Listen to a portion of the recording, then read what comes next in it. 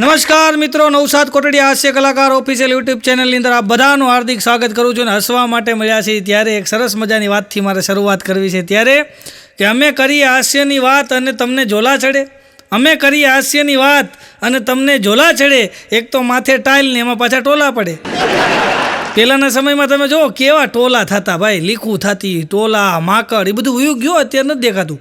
એવા માકડ થતા ભાઈ, કેવા ટોલા, માકડ ને ગુંબડા થતા માથામાં ભાઈ, ગુંબડા. હા, એવા ગુંબડા થાય, એવા પછી થોડું થોડું ક્યાંક લગાડીને નીકળે એવા ગુંબડા થાય. એ બધું ઉયું ગયું. એક બાપાને મેં પૂછ્યું, મેં બાપા તમને સૌથી વધારે જીવનમાં મજા ક્યારે આવી? સૌથી વધારે જીવનમાં મજા ક્યારે આવી? મને કે હું વાત કરું તને, આજથી કે વર્ષો પહેલાં કે મને ખ થઈ હતી. ખ થઈ અને ઘરે કોઈ નહોતું કે અને સિંધરીના ખાટલે કે જે મેં વાહો કહ્યો અને જે મને મજા આવી કે એવી મજા મને કે આજ દિન સુધી કોઈ દી નથી આવી. એવી મજા મને કોઈ દી આવી જ નથી. એવી મજા આવી હતી કે વાહો ખંજોળવાની, એવી ખવું થતી ભાઈ. અને કેવી સમયમાં મજા હતી ભાઈ. અત્યારે 50 લાખની ફોર વ્હીલમાં મજા નથી. એ સમયમાં ભાડે સાયકલ લેતા તોય મજા આવતી ભાઈ. કેવી મજા હતી. ભાડે સાયકલ, રૂપિયાની સાયકલ ભાડે લઈ આવતા ભાઈ. એવી સાયકલ ભાડે લઈ આવી, એવી ફેરવે 1 કલાકની અંદર 1 મિનિટ બાકી હોય ને તો એક ઘૂમરો મારી આવતા રામજી મંદિર ફરતો. શું કામ હજી બાકી છે 1 મિનિટ? અમારે તો એક મારો ભાઈબંધ હતો ભાઈ, ચંદુ. એ તો સાયકલ લઈ આવે ને ભાડે સાયકલ, પછી 1 કલાકના ભાડે લાવે, રૂપિયામાં 1 કલાક. અને સાયકલ ભાડે લઈ આવે પછી 20 મિનિટ સુધી તો એને સાફ કરે બોલો. અને પછી ગામમાં ઘૂમરા મારવા નીકળે. પછી એના બાપાએ, ચંદુના બાપાએ ઓલી 24ની સાયકલ લીધી, એટલાસની. એમાં આડો દાંડીઓ આવે એ મોટી. હવે આ ચંદુને એ ન આવડે, એમાં આંટીએ પગ નાખી નખાવતો બોલો. આપણે તમે ગામડામાં જોયું, આંટીએ પગ નખાવીને, અને ગોઠણ તો બધા સોલાઈ જ ગયા હોય એવા પડે, આંટીએ પગ નખાવીને અને હકાવે ચંદુ સાયકલ. તો એક દી મેં ચંદુને કીધું, મેં ચંદુ આ તું આંટીએ પગ નાખીને કે માથે બે નાખતો હોય તો મને કે આપણે પુગાવા જઈએ નહીં કે આપણે કે પગ આંબે નહીં કે. મેં કીધું કાંઈ કરાય નહીં. મેં તારે વાડીએ જવું હોય ને તો ચોરા ઉપર ચડી જવાનું અને ચોરેથી મેં સાયકલ ઉપર બેસી જવાનું, પછી સીધી વાડીએ જવા દેવાની. તો એ ચંદુને ફાવી ગયું બોલો. ચોરે જાય, ચોરે સાયકલ ઊભી રાખે, પછી માથે બેસે અને પછી પેન્ડલમાં જવા દે સીધો વાડીએ. પછી વાડીમાં ઘૂમરા મારતો હોય જ્યાં સુધી એને બાપા ઉતારે ને ત્યાં સુધી. એના બાપા નવરા થઈને ઉતારવા આવે તો ઠીક છે, ને કંઈ ઘૂમરા માર્યા રાખે આમ ત્યાં. ઓલા સર્કસમાં કેમ સાયકલ હાકે એમ ફેરવતો હોય. અમારા ચંદુ એક દી સાયકલ લઈને નીકળ્યો ને તો અમારા ડૉક્ટર નાના છે, તો ડૉક્ટર નાનાની હારે જ ભટકાડી સીધી ધડીંગ દઈને. તો ઓલા ડૉક્ટર નાના કે ચંદુ જરાક જોતો ખરો કે ટંકોરી નથી મારી શકતો? તો ચંદુ કે આખી સાયકલ તો મારી, હવે ટંકોરી અલગથી કાઢીને મારું એ કે. ડૉક્ટર નાના છે. ડૉક્ટર નાના છે ને અમારે એક ભાઈને ગુમડું થયું હતું, મોટા શેઠને ભાઈ ગુમડું થયું, અને ડૉક્ટર નાનાની દવા લેવો. ડૉક્ટર નાનાની દવા લે, ગુમડું થયું એટલે. તો એવી દવા લીધી 27 વર્ષ સુધી શેઠે દવા લીધી ડૉક્ટર નાનાની. ગુમડું મટે નહીં. હા, ગુમડું ન મટે. એમાં બરાબર બન્યો કે એક દી આ ડૉક્ટર નાનાને બહાર જવાનું થયું, અને એનો છોકરો વિદેશમાં ભણીને આવેલો, અને એ ત્યાં ક્લિનિકે બેઠો હતો. અને શેઠ ગયા, જઈને કીધું ભાઈ આ ગુમડું કે થયું છે કે તારા બાપા પાસે દવા લઉં છું. અરે કાંઈ વાંધો નહીં કે મારા બાપા તો ગયા છે બહાર, કે એ તો 8 દી પછી આવવાના છે. તો કે તમે મારી પાસે દવા લઈ જાઓ ને. અને એના છોકરાએ દવા દીધી શેઠને. 7 દીમાં ગુમડું હાવ રૂજાઈ ગયું બોલો. જળ મૂળમાંથી ગુમડું ઉયું ગયું.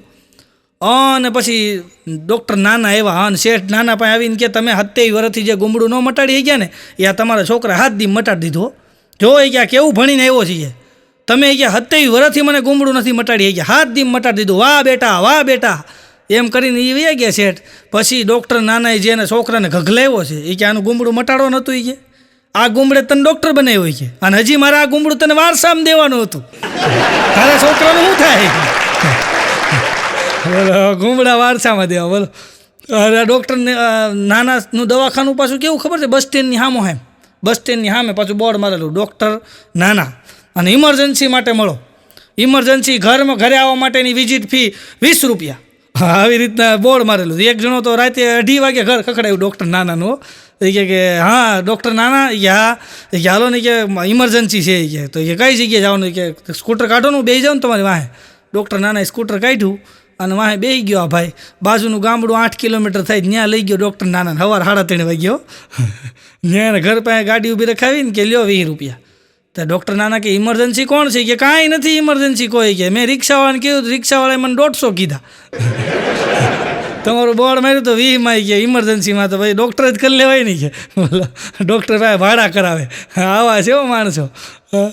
હમણાં એક જણો મને મળ્યો બોલો અમુક બચતો કરતા હોય ને એક જણો મને મળ્યો મને કે હું વર્ષે 50,000ની બચત કરું છું. મેં તો હું વાત કરો મને કે હા વર્ષે 50,000ની બચત કરું. મેં તો કેવી રીતના? મને કે અમે ઉનાળાના વેકેશનમાં અમે બધાય પ્લાન બનાવીએ. મેં શેનો? મને કે જમ્મુ કાશ્મીરનો મનાલીનો ત્યાંનો અમે પ્લાન બનાવીએ કે કેટલો ખર્ચો થાય? મેં તો 50,000. પછી કે અમે જઈએ નહીં કેન્સલ કરી નાખી તો 50,000ની બચત થઈ ને.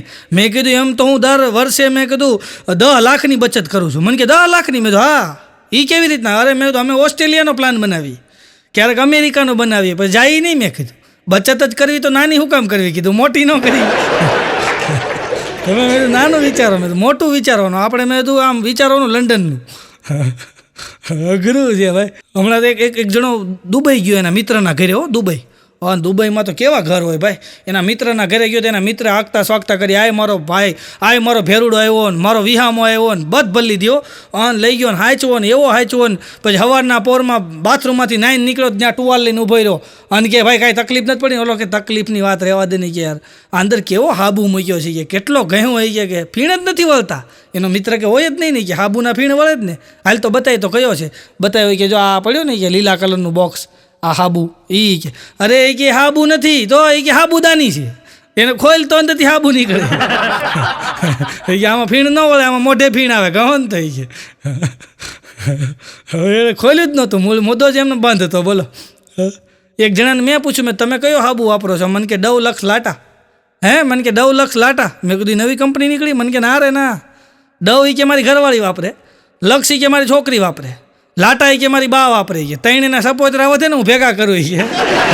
10 લાખ લાટા છે હું એનથી ના આવી છું બોલો. અમુક આવા છે ભાઈ. અને અમુક જોજો બહુ લોભિયા હોય ભાઈ, બહુ લોભિયા હોય એટલી બધી કરકસર કરતા હોય. અને જ્યારે પૈસા દેવાનો વખત આવે ને તેને તો મરવું બરોબર થાય. હમણાં તો 4 જણા હોટલમાં જમવા ગયા ને એટલે જમવા તાણે શું થાય ખબર? તમે જમી લ્યો ને પછી બિલ દેવાનું ટાણું થાય ને ત્યારે ફોન આવે. થઈ જોજો તમે એકને ફોન આવશે એકને બાથરૂમ લાગે એવું થાય. અને બરાબર એમ કે જે લોભીઓ હતો એનો જ વારો આવ્યો એ ઊભો રહ્યો તો કાઉન્ટરે બિલ તો દેવું પડે. તો બિલ દેવા ગયો તો હવે બિલ દેવામાં એને છે ને જીગર નહોતી હાલતી એટલે ઓલા મેનેજરને કહે કે આ જમવામાં કે છે ને કાલ જેવી મજા ન આવી. ઓલો કે શાંતિ રાખ કાલનું જ છે એ કે તું બિલ દેતો ગુરુ છે ભાઈ. હમણાં એક જણો બસમાં જતો બોલો બસમાં જતો તો ટિકિટ બિકિટ લીધેલી નહીં ચેકિંગ આવ્યું. ચેકિંગ ક્યારે આવે ખબર? તમારી પાસે ટિકિટ ન હોય તો જ આવે.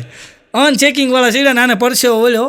ચેકિંગવાળા ગઈ ટિકિટ લાવી. ઓલો કે સાહેબ જવા દો ને હું ગરીબ માણસ છું ચટણી રોટલો ખાઉં છું. અરે કે ટિકિટ લાવીને અરે સાહેબ જવા દો ને માંડ પેટ ભરાય છે કે હા સાસ રોટલો ખાઉં છું સાહેબ જવા દો ને. તો સાહેબ કે અમે હું છાણ ખાઈ છીએ કે. તો હા કે ભાઈ તમે તો મોટા માણસ કેવો ખાતા એવો હોય કે. અઘરું છે ભાઈ અમુકને બોલતા ન આવડે. હમણાં તો બસની અંદર એક ભાભા બેઠા હતા અને સામે એક છોકરી એક ભાભા બસની અંદર બેઠા હતા ને એક છોકરું ને એક બેન. અને એ બેનની હારે છે ને જે છોકરું હતું ને એને આ બેન લાડુ આપે પણ છોકરું ખાય નહીં. તો બેન કે જો તું નહીં ખા ને તો સામે બેઠા એ બાપાને હું આપી દઈશ. જો લાડુઓ તું નહીં ખા તો સામે બેઠા એ બાપાને હું આપી દઈશ. એમ કહેતા જાય અને લાડુઓ છોકરા સામે રાખતા જાય. તું નહીં ખા તો સામે બેઠા એ બાપાને હું આપી દઈશ. આવું એણે કેટલી વાર સુધી બોલી. પછી બાપા બોલ્યા કે દેવો હોય તો દઈ દો ને. મારે ઉતરવું તો એ બસ સ્ટેન્ડે વયું ગયો હોય કે આ બાબરા આવ્યું હોય કે તો દેવું હોય દઈ જોઈએ કે મારે રાજકોટ સુધી લાડવા હાટું હોય કે અઘરું છે ભાઈ. હમણાં એક જણો મને બસ સ્ટેન્ડમાં મળ્યો અવડો મોટો ફાંદો ભાઈ. ફાંદ મોટી જબર ને નાભી તો 2 બટનની વચ્ચે ડોકિયા કરતી તો એ કે ભાઈ હવે 777 એક્સેલના હવે તો 7 એક્સેલના એ કે શર્ટ મળે છે જરાક મોટા શર્ટ લ્યો. આમ 2 બટન આમાં એકાબીજા તાણતા હતા અને ફાંદ મોટી જબર ને. મેં કીધું ભાઈ આ કેમ એટલું બધું શરીર વધી ગયું? મેં તો ધ્યાન રાખો. અરે મને કે શરીર નથી વધ્યું આપણે જરાક ખાધે પીધે સુખી છે ને કે. ધારે એક માણસ હતો. મેં તો આ માણસ કોણ છે? મને કે ચપ્પલ ગોતવા રાખ્યો છે. મોટો પેટ દેખાય નહીં એટલે ચપ્પલ ગોતીને દે હાટો માણસ ભેગો રાખ્યો બોલો. અમુક આવા હોય. એક ભાઈને તો મોટી જબર ફાઇનને બેંકમાં ગયા. આ બેંકમાં ગયા ને અંદર જઈને એનું કામ પતાવીને પછી બહાર આવ્યા ને તો ચાવી ભૂલી ગયા. અમુક માણસો ભૂલી બહુ જાય. ચાવી ભૂલી ગયા બહાર આવ્યા ગાડી પાસે વિચાર આવ્યો ચાવી ભૂલાઈ ગઈ. તો અંદર ગયા ચાવી ગુમ. તો અંદરથી બહાર આવ્યા તો ગાડી ગુમ. તો ઊભો દાંત કાઢતો હતો. મેં કીધું ભાઈ તમે એટલા બધા દાંત કાં કાઢો? તમારી ગાડી મેં કીધું ગુમ થઈ ગઈ ને તમે દાંત કાઢો છો? મને કે દાંત જ કાઢવા પડે ને. મેં કીધું કાં? મને કે જેની હશે એ લઈ ગયો હશે. કોણ જાણે કે હું કોની લઈને વી આવ્યો હતી કે